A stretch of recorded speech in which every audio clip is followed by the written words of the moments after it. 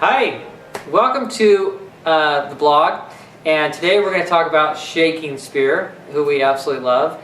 And there's a quote I want to tell you about Shakespeare. One lady read Hamlet one time, and she says, I don't know what the big rave is about Hamlet because it's just one long string of quotes. And if you don't get the joke, it's because everyone quotes Shakespeare all the time. You've probably heard, I can't think of a Shakespeare quote off the top of my head. Who you speak like a Greek girl. To be or not to be. To be or not to be, yeah, that's a good one. So there just has a tons of quotes in there, and it's super incredible.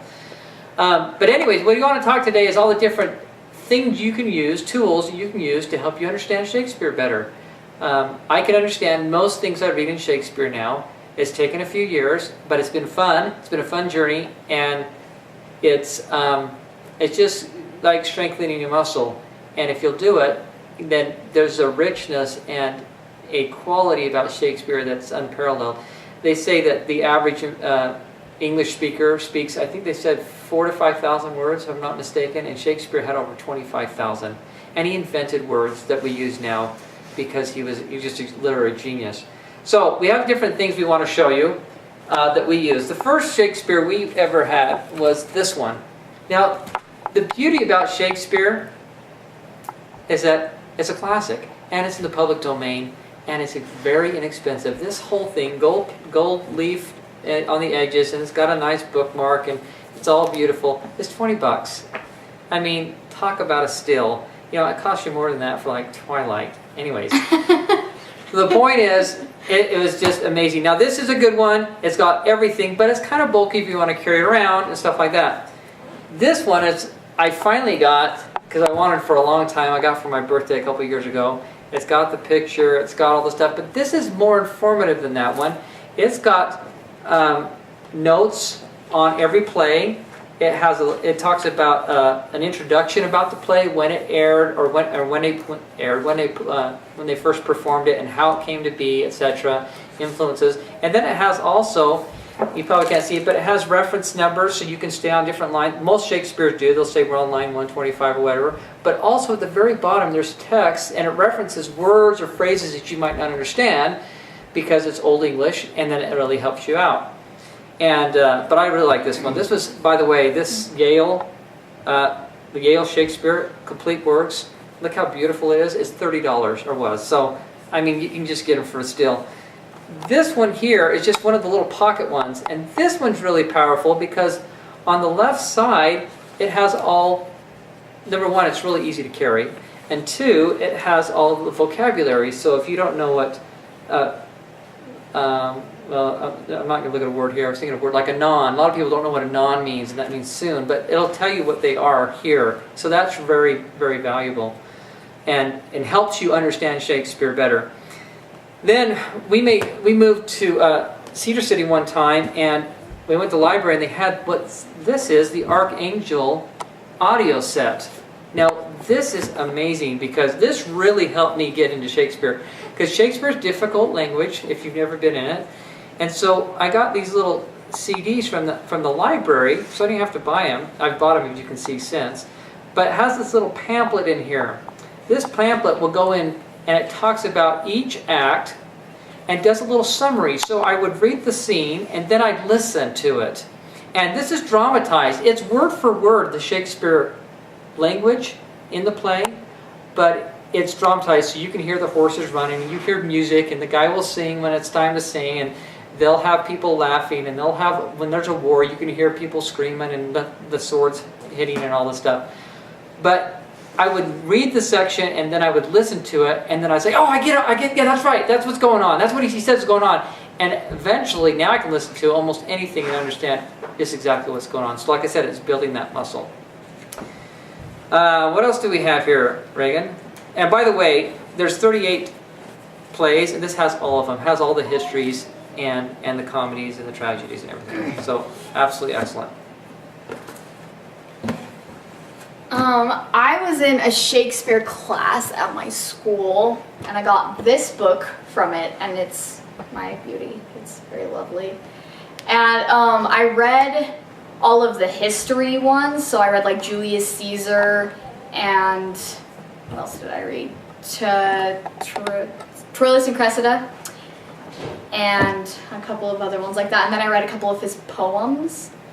And I've just been like, I've had my dad would read Shakespeare ever since I was little, so it's always been easier for me to pick up on it because I've heard it, and I've even acted it at school. I've been in a lot of just little plays like for state drama or whatever, and we always act Shakespeare. And so because I would have the language and then I'd act with it, then I would understand it better. Yeah, and that's one of the things that this archangel does is when they're acting, it helps you understand it better than just when you're reading it, because you know there's the inflections of the voice and the different things they're doing. You know, when someone's like, you know, is this a dagger before me? And you know, the handle towards my hand. I mean, that's, you know, Macbeth, and it's passionate, and the lady's like, you know, take away my femininity. I want to kill these guys. And I mean, it's pretty. It makes it so much easier to understand. This set over here, it just came with our great book set, so we happened to get another score on the Shakespeare. A couple last things I want to tell you about is, and we don't get paid any money for this, but we'll advertise their spot is sparknotes.com. They have a thing called No Fear Shakespeare, and if you get on there, it's they have some actually cartoons. I saw one of Romeo and Juliet, and you know, he goes up there and he's out in her garden. He says, "Is this a glove? I wish I was that glove," and that she had or whatever. And so it's very good and it's entertaining. And they have on the left side Shakespearean English, and on the right side modern English, so you can help you even understand it better like that. And then I have an app that I found. It's called Readle, like read, L-E. And I love this app. It has all 40 plays. Now they're not 40, but they put 2 in here. I don't know where they got them. I don't believe they're Shakespeare plays. But they're in here. One's called Double Falsehood. Never heard of it before. But anyways, and they have another one. But in here they have a search. So you can search and you can put in any phrase. So if you heard to be or not to be, or life is a stage, and you just put that in and it tells you all the references to that and what place they're in and what scene and what act and what scene in there, so you can find that, the whole quote, if you need it. The other thing they have in here is they have a glossary, and then they have just famous quotes too, and you can just click on it, just does a different quote all the time. And it, like I said, it has all the works and it's free. I think if you want a couple things and then you have to buy it, but you can just read the whole play, and then it has the sonnets and everything. So it's a great app, and there's a lot of other references I'm sure you can follow online. But that's probably, we would encourage you to get in Shakespeare and to read Shakespeare, because like Reagan and like myself, we've been in it, and the more we're in it, the easier it is to understand. And really, there's a richness about it that will just really enhance your life and bring a quality that you don't have now. Another thing that I would suggest is that there's been a lot of movies made of Shakespeare's plays.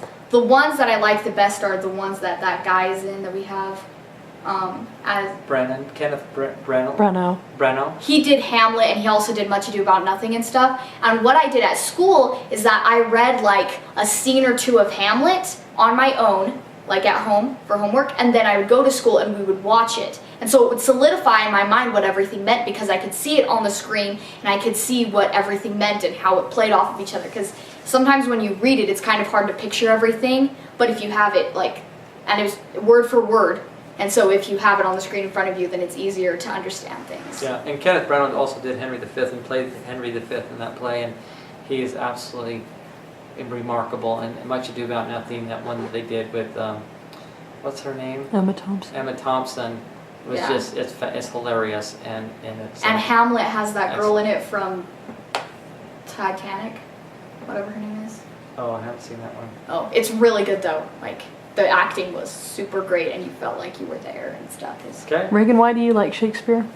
I really like the stories, and I've known them ever since forever, and I like that it's kind of a challenge for me to understand things, and I feel really smart when I read it because I understand a lot of the words. And I don't know. Well, the reason I love Shakespeare, a couple reasons. Number one, he's true to human nature. Yeah. Probably the truest. Tolstoy is really close, I think, but Shakespeare arguably is the best at human nature, understanding it. And the other thing is you feel elevated. It's like any kind of art. If you go to a symphony or if you go to an art gallery or something or a museum and you see something, a work that just inspires you to be better, that's what Shakespeare does for me. And even with all the patricide and the murders and everything else, and even the rape and the mayhem, I feel elevated when I read it because of how he does it. He doesn't show the goriness of it.